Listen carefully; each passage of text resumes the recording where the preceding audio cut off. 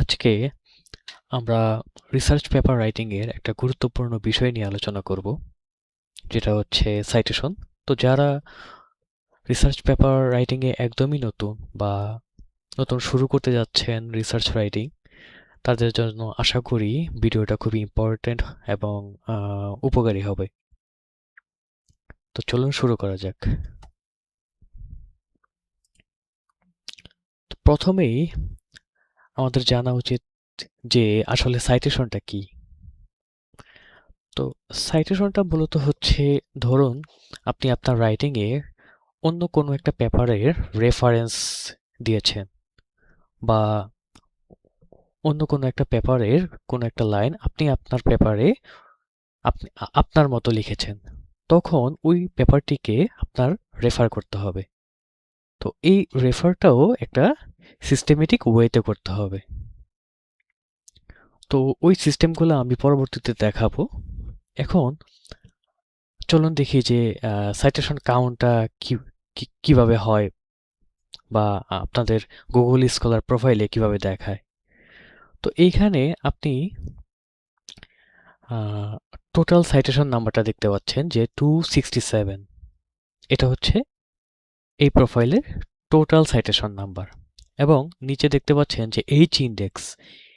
এটা কি? এটা হচ্ছে মানে অ্যাটলিস্ট আপনার 10টা পেপার 10 বার সাইটেড হয়েছে, ঠিক আছে?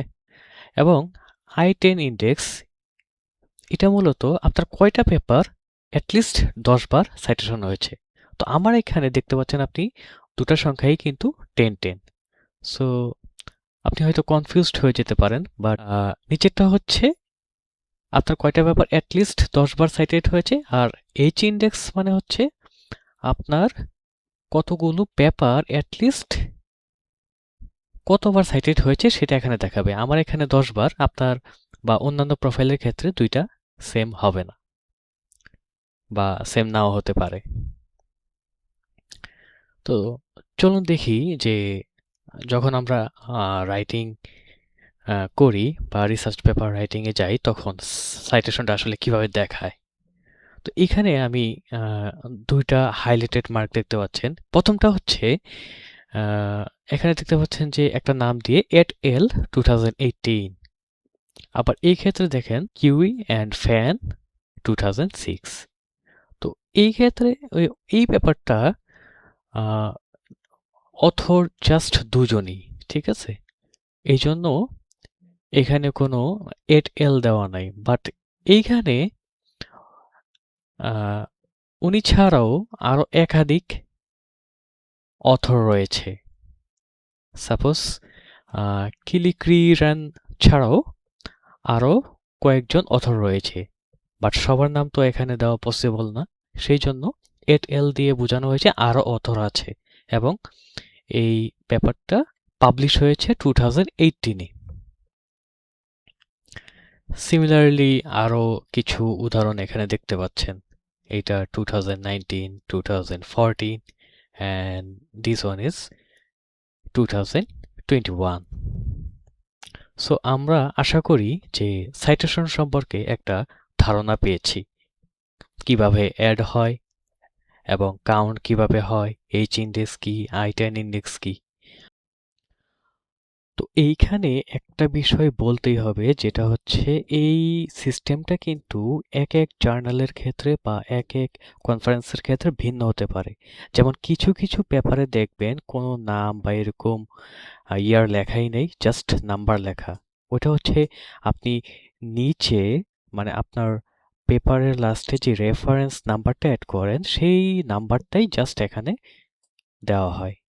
তো ওইটা বিভিন্ন জার্নাল অর কনফারেন্সের উপর ডিপেন্ড করে সিস্টেমটা কিভাবে শো করবে।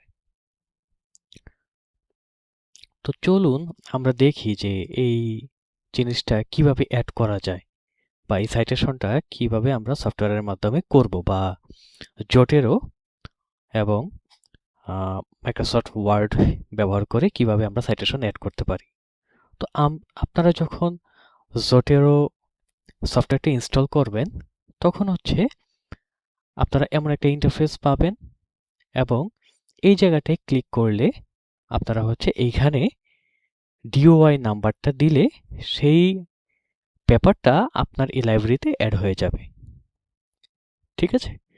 এবং আপনারা জোটেরো সফটওয়্যারটা ইনস্টল করার সাথে সাথেই মাইক্রোসফট ওয়ার্ডে এরকম জোটেরো একটা অপশন দেখতে পাবেন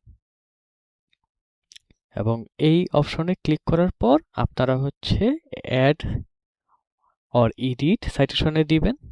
তারপর হচ্ছে আপনার একটা পপআপ হবে জোটেরো একটা ইন্টারফেস পপআপ হবে, ওইখানে আপনি যেই পেপারগুলা আপনার লাইব্রেরিতে অ্যাড করেছেন সেগুলা সাজেশন হিসেবে দেখতে পারবেন। যখন first name or last name নিয়ে সার্চ করবেন তখন সেগুলো সাজেশনে আসবে এবং আপনি জাস্ট ক্লিক করলে সেটা অ্যাড হয়ে যাবে। এবং অ্যাড অর এডিট বিবলিওগ্রাফি দিলে সেগুলো রেফারেন্সের হয়ে নিচে লিস্ট আকারে আসতে থাকবে। তো চলুন আমরা এবার প্র্যাকটিক্যালি জিনিসটা করে দেখি।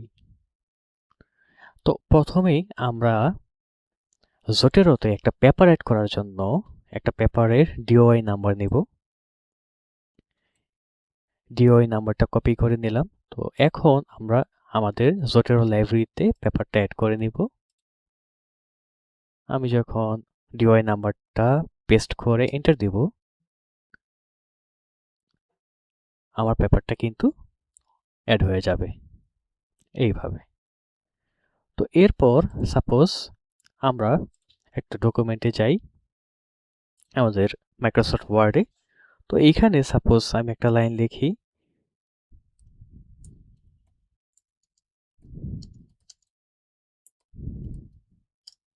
আমি একটা র্যান্ডম লাইন লিখলাম। তো এখন আমি চাচ্ছি যে এটাকে রেফার করতে।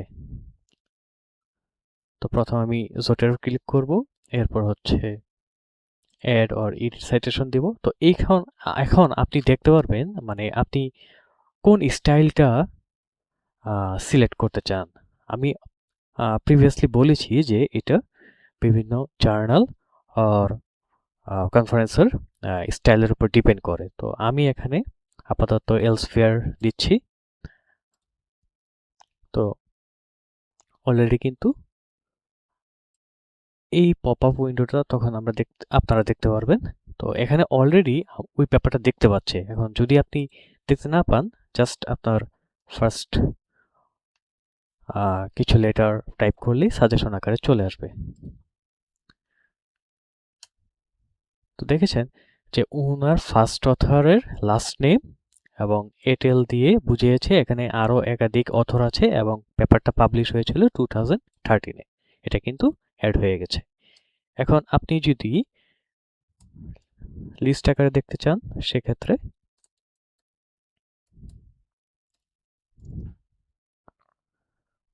রেফারেন্স।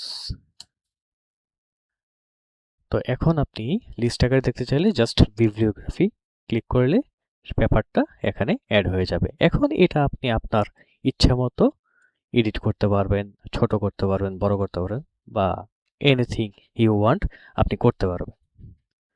তো আশা করি আপনাদের ভিডিওটি অনেক ইনফরমেটিভ ছিল এবং আপনারা কিছু হলেও জানতে পেরেছেন।